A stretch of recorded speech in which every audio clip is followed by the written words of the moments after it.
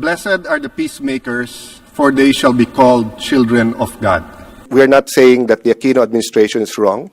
There are so many criminal minds, even in the Liberal Party. Para kanino ang pagbabago? Para kanino ang pagbabago?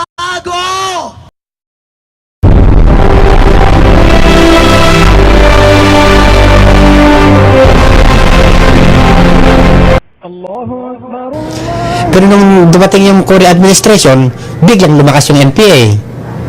Dahil pinalakas na ng gobyerno, di ba? Maliliman lang yan. And this elite from Xiamen, you know, they want to chart the history of our country in their eyes, in their mind.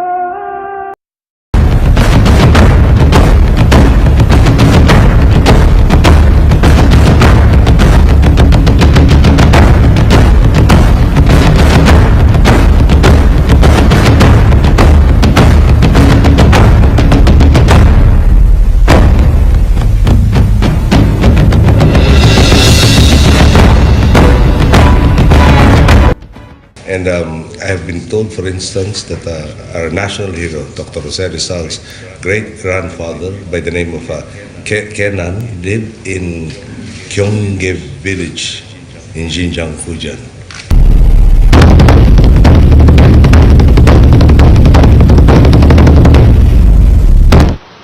When you lie, you put another lie to cover this lie. Then to cover this lie, you put another lie. To cover this lie, patong-patong na yan. Pag kinunan mo ng isa lang, bubagsak yan.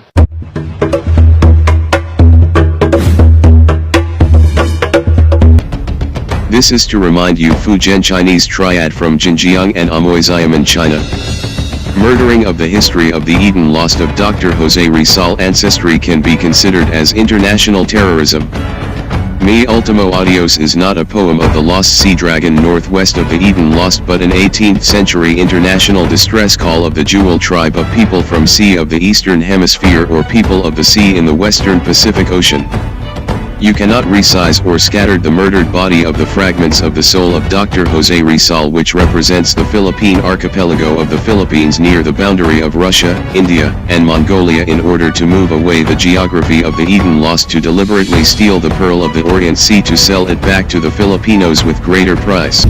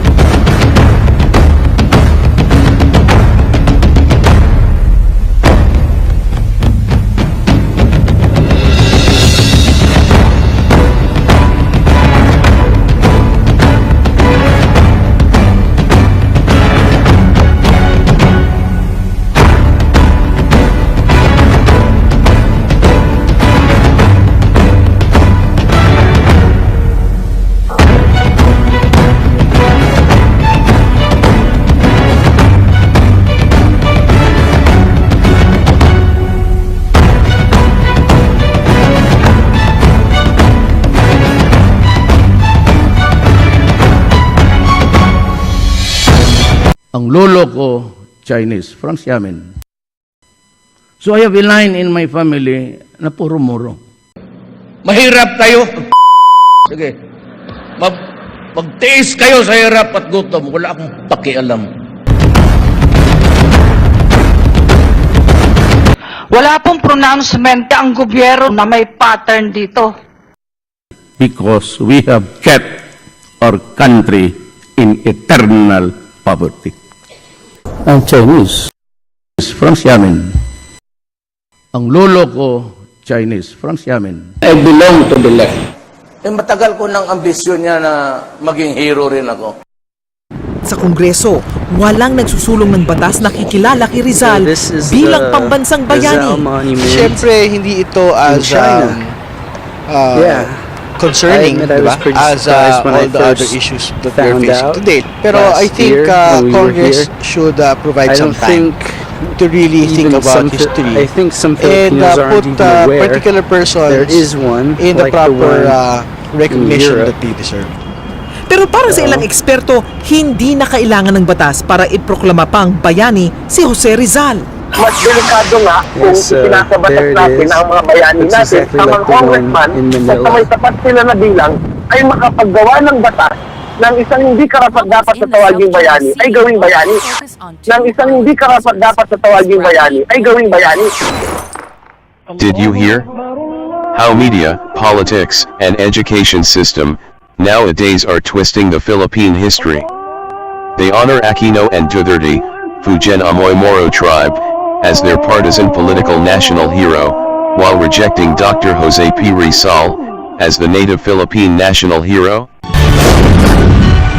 Noong 2015, pinagbigyan ng Korte Suprema ang grupo ng mga guro sa kanilang apela na huwag ituloy ang nais ng CHED na pagtanggal sa Filipino at panitikan subject sa kolehiyo. Naglabas ng Temporary Restraining Order ang SC para mapanatili ang Filipino at panitikan subjects sa general curriculum sa kolehiyo kasama ang iba pang asignatura gaya ng Math, Science and Technology at maging Philippine History. Ang Filipino ay nakatuon sa paggamit ng wikang Filipino, habang ang panitikan ay nakatuon sa pagbabasa at literatura. Ang Filipino at panitikan ay baluarte ng malayong pag-iisip. Problema na bawat Pilipino ay nakakalimutan natin ang ating mother tongue, which is Filipino. Paano natin masasabi na globally competitive tayo mga Filipino, kaming mga students, kung hindi namin kayang gamitin ng maayos ang ating wikang pambansa? Sigat Jose Rizal, nooy nagwika, siya ay nagpangaral. And the Americans created the troubles of our country. Walang masama sa left, and I belong to the left.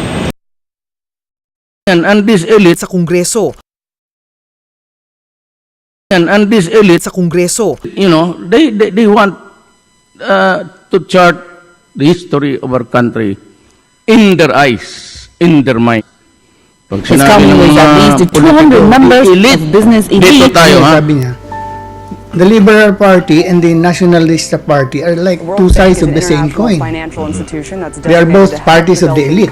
They are both parties of the ruling class, our enemy class. So kung pag-awayin natin to, it will benefit the revolution as a whole.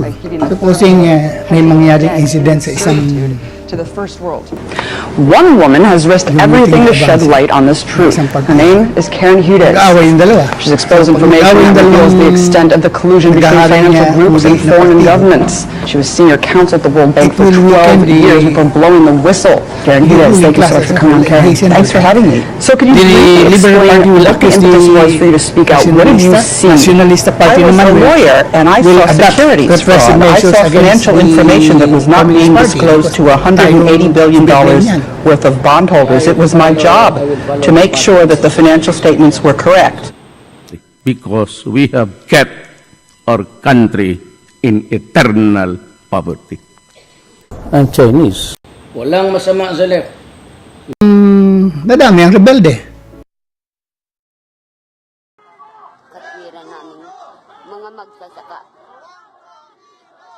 Did you hear that? He said. He is just a poor man, but it revealed that he is coming with business elite. Who are those elite? They are the ruling class, all Fujian Chinese who has a plan of changing, manufacturing, reconstructing the history of our country, in their eyes, in their mind, so you have to expect more lawlessness in our home country. Changing history means, your land title, your inheritance, your identity on earth as an independent nation will vanish forever. And those changes were already proven. They stolen already the history of Dr. Jose P. Rizal and have already removed our historic or legal title over which the Philippines has sovereignty or jurisdiction.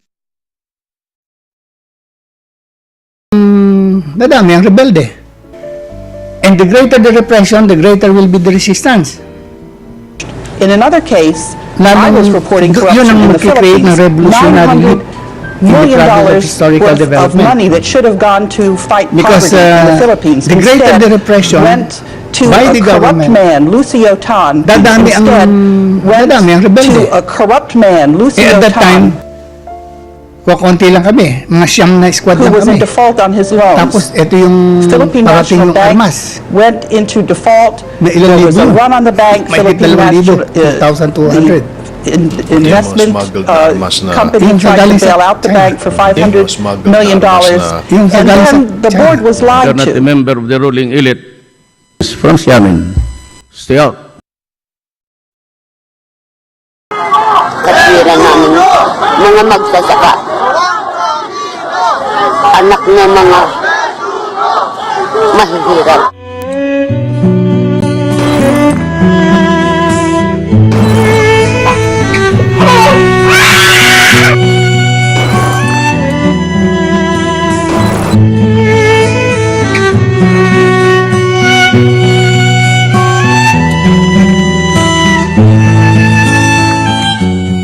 Sa gitna naman ng agawan sa teritoryo, kinikilala sa isang lungsod sa China ang ating bayani na si Dr. Jose Rizal.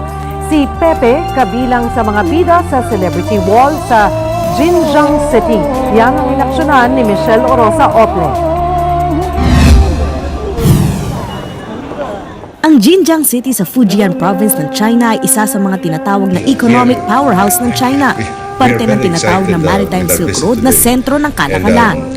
Pero sinong mag-aakala na sa gitna ng maunlad na syudad ay binibigyang pugay ang ilang mga Pinoy?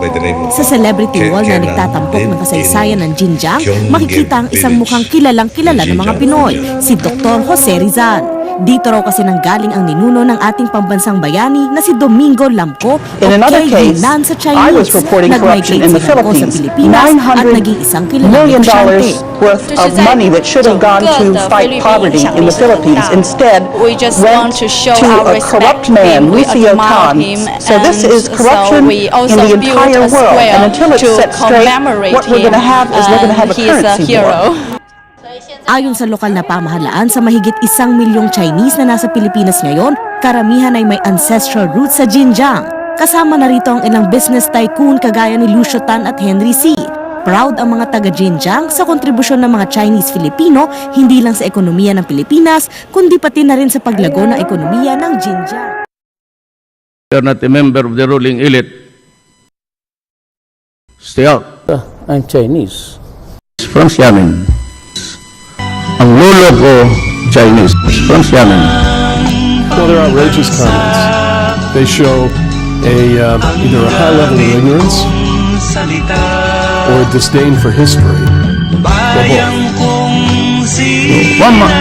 am now? But I am really a socialist. One, because we have experienced hardship in our lives. In 1948, my father decided to migrate to Mindanao in Davao City, and it was still a frontier land. It was a long, unwinding road of sacrifice. I remember vividly, in 1954, my father built a house in a wetland, just at the back of the Ateneo de Davao. And you know what? Even at that time, no one would ever think that the wetlands were already in the hands or the title named after so many owners. And so most of the lands were given to we are opening up Mindanao for the taking. Baka gusto mo. And I grew up with a paradigm very limited sa aking environment. I grew up in a squatters area. Hindi naman sa lahat ng panahon. We improved our lot as the years went by. But ako, naranasan ko talaga yung kahirapan. So that is why naglaki ako ng ganun ang paningin ko. I could not have developed a mindset different from what I have now because sa formative years ko, doon ako sa squatters. Mahirap tayo. Putang ina. Sige. Magtiis kayo sa hirap at gutom, wala akong pakialam. It's the majority of the Filipino. Why is it that there's so much killing during political exercises? Why do you think people kill the guys on the other side? That is the reason why. Why? I give you 3 reasons. We have kept our country in eternal poverty. Isang Pinoy sa puso diwa. People, to our police officers and other officials, do your job, and you will have the unwavering support of the office of the President. I will be with you all the way. Abuse your authority, and there will be a hell to pay.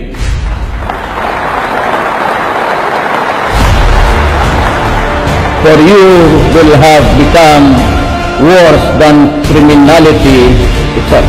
Why we have kept our country in eternal poverty? Why? I will revolt from the inside. Matagal ko ng ambisyon niya na maging hero rin ako.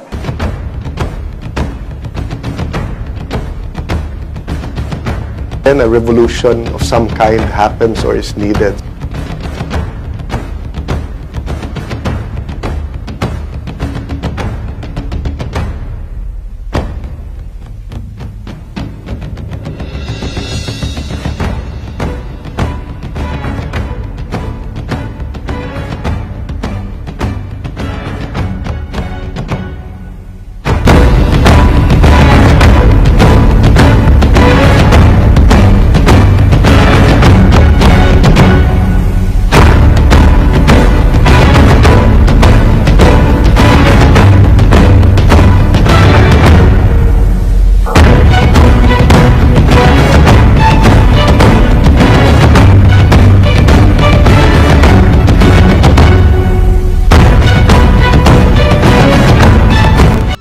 There are so many criminal minds, even in the Liberal Party. Sila the record of plunder and also killing. You make a comparison. Yung sa kanila, yung killing zone, well, hindi ko lang bali because it's not, wala, police takot, wala. And even the drugs, they're all silent. So when I became president, sinabi ko sa Pilipino, this is how widespread the drug is. Wala man silang, bakit ba yung 5 pinatay doon sa Bulacan? Na pati yung 1-year-old na bata, pinikay alamat, pinatay? Well, what is that? Why don't I do not hear her crying or even complaining that the police are not doing enough. Tapos, they pick up election politika. And they're crazily into it. Akala kasi ng mga buang kalaban ko, hindi na alam siguro from where of I stand. I'm Chinese, from Xiamen. I belong to the left. Hindi mo ako maloko sa buhay. Ang lolo ko, Chinese, from Xiamen. I belong to the left. Ito ang laruan ko doon sa... There were a lot of winners, but there were also a lot of losers, and the inequality around the world continues. You know, I think that's one of our greatest challenges in the Philippines, the inequality.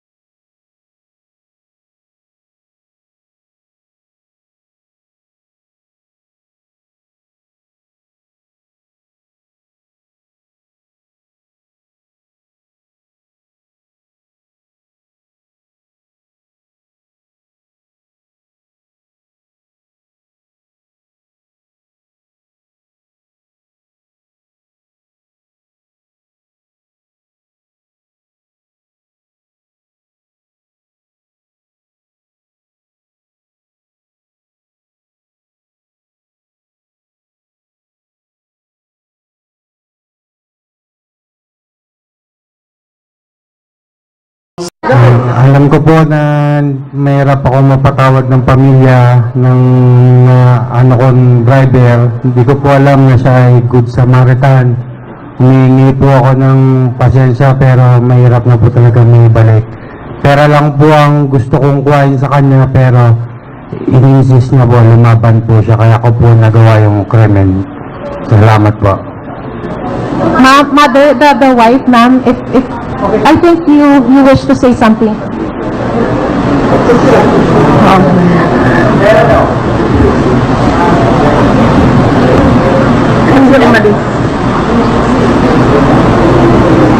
Alam ko, hindi na naman ang asawa ko. Alam mo na gawa yun. Alam ko gusto niya bumalik sa pamilya niya. Alam ko iniisip niya paano siya makawala sa iyo para umuwi sa amin. Sana kinuha mo na lahat.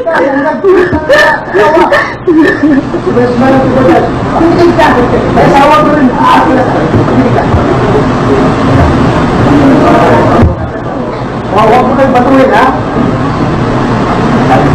Bakit mo nang pinagbibigyan ka ng mabuhay sa? Ang dami yung pangarap sa mga anak namin sa pamilya namin. Bakit mo ginawa? Salamat.